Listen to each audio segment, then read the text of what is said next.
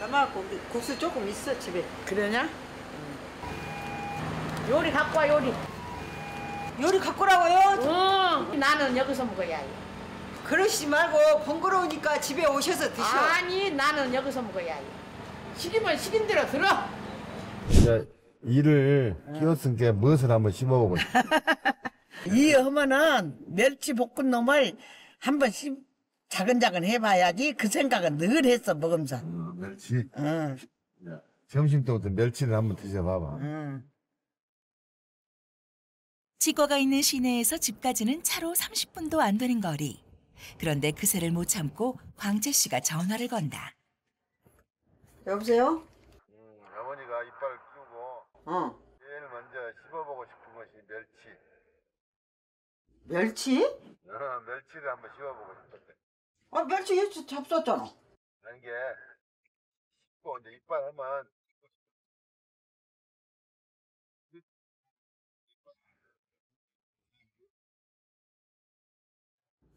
뜬금없이 일폭탄을 던지는 남편.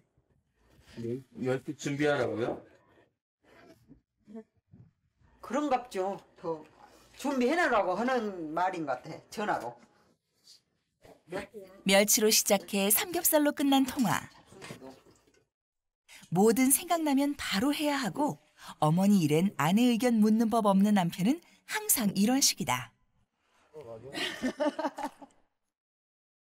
얼른 가서 멸치부터 씹어가게. 이빨이 많으면 멸치도 있어. 네? 야 먹겠어.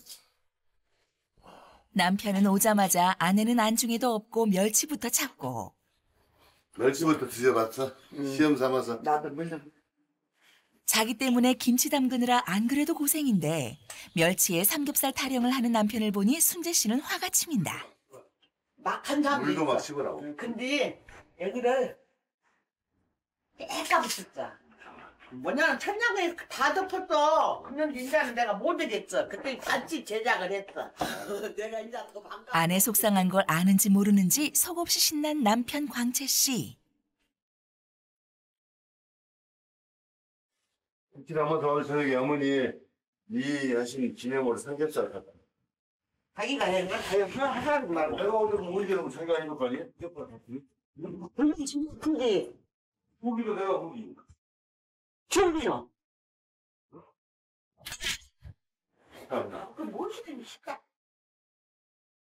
삼겹살 파티. 말이 쉽지 고기 사는 것부터 채소 준비에 뒷정리까지 보통 손이 많이 가는 게 아닌데 천하태평 남편은 벌써 파티 참석자를 초대하는 중이다. 순재 씨 속이 김치소처럼 문드러졌다. 할 말은 많은데 할 일이 더 많으니 쏟아낼 틈도 없다. 이 집은 김치를 얼추 만들고 나면 나름 절차가 있다.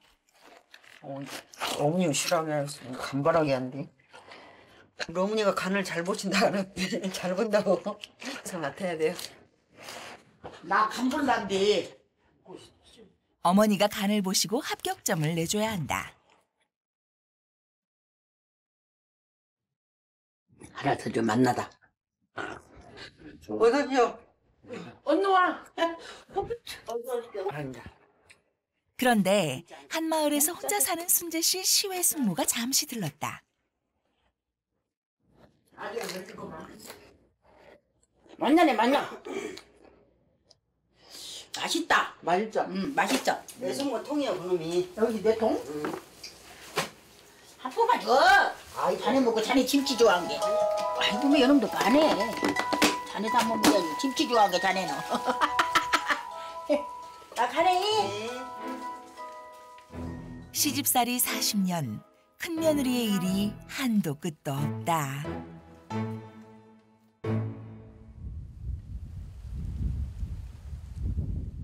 순재 씨가 김치를 담그느라 여념없는 사이. 기와진 씨 가게 앞마당이 부산하다. 온 동네 감을 모아 공판장에 가는 날이기 때문이다. 한창 수확철이라 사흘에 한 번꼴로 서울에 가는데 한 번 갈 때마다 물량이 2,000 상자에 이른다. 그건 그런데 다들 바빠서 그런가? 때가 됐는데도 밥 먹자는 소리가 없다. 그래도 끼니를 걸을 수야 있나? 오늘 낮에는 국수나 삶아 먹자니? 나 먹는 방법 알지? 예. 삶아 드려야죠. 어. 삶아갖고 국수 조금 있어 집에. 그러냐? 요리 갖고 와 요리. 요리 갖고 오라고요? 응. 나는 여기서 먹어야 해. 그러시지 말고 번거로우니까 집에 오셔서 드셔. 아니 나는 여기서 먹어야 해. 시키면 시킨 대로 들어. 시어머니 성격 뻔히 아는 터라 일단 돌아서는 며느리. 큰 소리는 쳤지만 사실 며느리 생각이 보인다. 왜 국수를 귀찮게까지 갖고 오시라 가냐고. 가게요. 집에 오셔서 잡수지. 사실 어머니의 배달 고집은 아들 손자를 위한 것도 있다. 바쁜 아이들 빨리 한 젓가락 뜨게 하려는 배려인 것이다.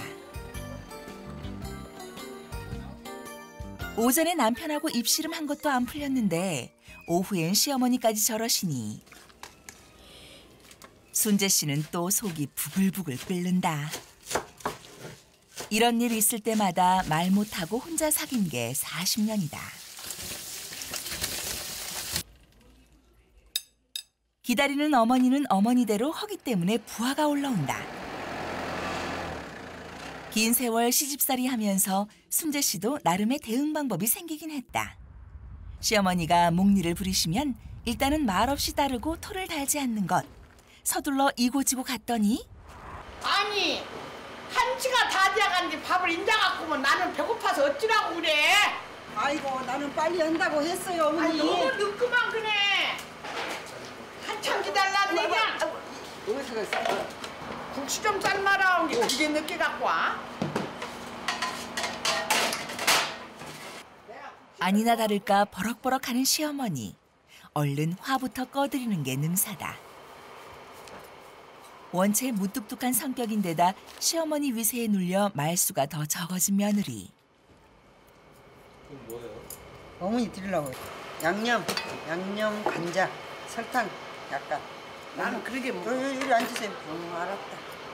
뭐냐? 그거 먹고는 양 안 찰 것 같다. 그 먹어야 돼. 많이 잡자 많이 있으니까. 그래도 이젠 시어머니와 잘 대화하는 나름의 노하우가 생겼다. 이럴 땐 한 걸음 물러서야 큰 소리가 안 난다는 것이다. 이렇게 40년간 묵묵히 곁을 지킨 며느리다. 절단이. 척하면 척 대령하는 순재 씨. 이렇게 잘 비위를 맞춰드리면 어머니 마음도 금세 풀어지실 걸 안다. 어머니는 배고프면 혼자 이러고 잡숴버려요. 앉아 먹어. 잡숴라고도 안 해. 먹으라고도 안 해. 아들 손자 챙겨줄 생각에 국수를 갖고 오라 했건만 일단 당신 허기부터 채우느라 여념이 없는 기화진 여사. 아이고 잘 먹었다. 손자 윤영 씨가 식사짬이 났나 보다. 어쨌든 기화진 여사 생각대로 애들 끼니는 챙겨줄 수 있게 됐다. 그런데 밥 먹어 집에. 내 입을 맞춰야지. 지기들은 오래 산디. 윤유가 그런 야가이. 그려. 엄마 성격을 닮아선가 늘 묵묵히 일하는 아들. 시어머니 앞에서 유별 떨고 챙길 수는 없지만 짠하다. 이렇게 많이 먹어. 정작 국수를 만든 순재 씨는 입에 대지 않는다. 국수는 안 좋아하니까 밥 먹으려고 밥 갖고 왔어. 목소리 큰 시어머니의 성격 급한 남편과 살다 보니 할 말을 참는 게 습관이 된 순재 씨. 그녀의 양보로 오늘도 집안은 평화롭다. 평범했지만 소란스러웠던 기화진 여사의 하루가 저물고 늦게까지 문간방에 앉아있는 어머니는 가게가 아닌 도로 쪽을 기웃거리고 있다. 아들이 감수매를 위해 구리로 떠나는 것이다. 자, 갑니다. 이렇게 3시간 반을 달려가 새벽에 열리는 경매시장에 물건을 내놓고 다시 길을 되짚어 집으로 돌아올 것이다. 밤을 홀딱 새는 일정. 어찌것이고 벌어먹고 살라니. 그렇게 해야 돼. 짜르게 짜르지 저렇게 서대고 댕기고. 아들이 짠한 것처럼 며느리도 짠하다. 앞에선 큰 소리치곤 했지만 며느리를 볼 때마다 애틋하다. 우리 며느리도 젊었어요. 그보다 더 했어. 일도 더 많이 하고 내 뜻도 많이 받고 나한테 잘하고. 농산물 종류에 따라 다르긴 하지만 감 경매는 보통 새벽 3시 무렵부터 시작한다. 마을 사람들에게 조금이라도 더 수익을 높여주기 위해 장성에서 구리까지 차로 4시간에 이르는 먼 길을 마다 않고 달려온 광채 씨. 자신이 주도해서 하는 일인데다가 남의 물건을 다루는 일이니 긴장의 끈을 놓을 수가 없다.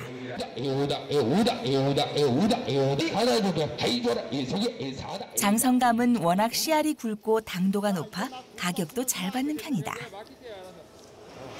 크게 만족하지는 않은데 서운면은 했어요. 서운면. 물건 좋은 거는 그래도 제법 생각보다는 좀 나았게 나왔어요. 경매가 끝나도 광채 씨의 일은 남아있다. 고되지만 마을 이장으로서, 가족을 책임지는 가장으로서 최선을 다한다는 생각에 보람을 느낀다.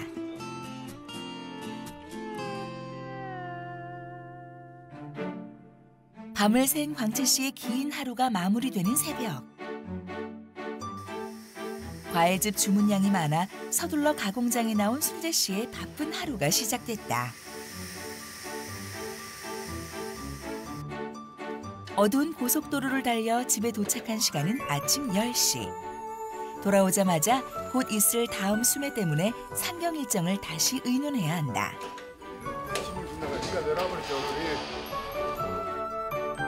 그런데 그 전에 이장으로서 처리해야 할 마을 일이 있다. 나 저기 다음 한 거 이야기 좀 하고 있는데 마을 여러 번 좀 들려. 왜 나만 시켜? 자기가 해, 자기가. 야, 바쁘잖아 지금. 또 내일 모레 감 갖고 올라가려면. 아, 자기가 아주 꼭 나만 시키네. 나도 바쁘잖아 지금. 감 모레 또 올라가려면. 그래도 잠깐 가서 돌리고 오지. 왜 나 시켜? 마을 노인들이 목욕을 할 때 사용할 수 있는 효도권을 나눠드려야 하는데 아내 순재 씨에게 밀어버린 것이다. 순재 씨는 투덜대면서도 남편의 일을 대신해주곤 한다. 여유가 있을 때야 상관없지만 일이 많을 땐 정말 부하가 치민다. 마을에 집집마다 다니는 데는 꼭 나를 시킨단 말이오. 그 아저씨는 이제 큰 일을 해야 되니까 잔일은 나를 시켜요. 이제 돌리고 와야 되지. 감사해요. 이쯤 되면 기와진 여산의 맏며느리를 넘어 이 마을 맏며느리고 부의장이 셉니다. 오래간만 시에. 예, 웬일이요?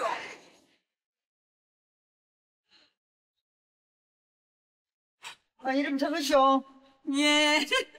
12월 20일까지 써야 돼요. 네. 당사자들을 일일이 만나서 설명하고 배포해야 하는 일.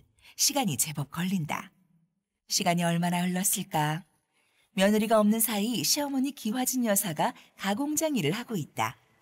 주문 많다고 걱정하는 걸 들었는데 사람이 보이지 않으니 급한 대로 대신 팔을 걷어붙이고 나선 것이다. 매번 며느리와 짝을 맞춰 하던 일을 혼자 하려니 힘이 들고 힘든 만큼 화가 치밀어 오른다. 얘는 어디를 가고 이렇게 안 오고 있는가 모르겠네. 이거 닦아야 돼. 그래 이전부터 못 닦았잖아. 때뚜기 닦아야 돼. 또 다른데 잘할 때 못한다면. 그런데 건너편 슈퍼에 인기척이 보인다. 혹시나 손님 놓칠까 불이 나게 뛰는 기화진 여사. 믿으려고요? 예. 같이 먹이고. 얘가 어디 갔는데 왜 이렇게 하는가 모르겠네. 이러네 오고 큰일 났구만. 정신이 하나도 없어요. 가게 벌라, 집잔디 도와줄라, 맨날 밀고 다녀야. 왔다 갔다 몇 번 하고 나니 진이 쭉 빠진다. 여기 어디 갔다 이제 와? 동네 전달지 돌리고 와요. 아이 그거는 저보고 오라가지 네가 그것까지 다 해? 그것도 잘라고 나면 이거 한다 그러면 내가 자기 몰라 여기 와서 도와줄라 야 뭐 이거 그만 이거 나 간다 가게 그것도 며느리 보자마자 자초지종도 안 듣고 소리부터 지르고 가는 시어머니. 가게 보실라 여기 일하실라 근데 지금 화나셨어. 어머니 마음은 이해는 하지만 다짜고짜 큰 소리를 들으니 섭섭한 마음도 든다. 한편 광채 씨는 내일 모레 또 있을 감 경매 일정을 정리하고 한숨 돌리는 중이다. 1,200개 된놈 내려서 정리하고 뭐다 보면 아이고. 머리야. 얼마 후 순재 씨가 가게로 향한다. 오전 내 시어머니가 고생하셨으니 죄송하기도 하고 화도 풀어드릴 요량이다. 그런데 아 자기는 여기서 술 먹고 있으면서 왜 나만 이거 시키는 거예요? 자기가 하지. 밥하는 이야기잖아. 아 이야기해도 나도 바쁘잖아. 나한테 맡기들 안 해야지. 자기가 해야지. 아 어머니는 어머니 헛되게 일하신다고 짜증내고 나한테 난린디. 자기는 여기서 술 마시고 있어? 같이 하는 거야. 같이 하기는 뭘 같이 해? 내가 바쁜디. 잠도 못 자고 서울까지 갔다 와서 죽겠어. 그릇이 어째서 식객이여 조용조용히 살지 남편 대신 일하고 연달아 또 꼬중 듣는 순재 씨. 일이라뇨. 내일 시간 어머니 성격 모르는 바 아니지만 순재 씨는 이럴 때마다 세상에 혼자뿐인 것 같다. 이년치가 왜 저런다냐? 자기 일 시키고 와서 나 술 먹고 앉았다고 그래. 말은 어째 그러지 내가 그러면 이거 괜히 술 먹고 가니? 앞으로 감을 수확해서 계속 내야 되느냐, 저장을 해야 되느냐 그 이야기하고 있다고. 아들 입장도 이해는 간다. 그러나 다짜고짜 며느리를 잡은 자신이 민망해 마음이 좋지 않다. 그 길로 할 일도 미루고 집으로 돌아온 순재 씨.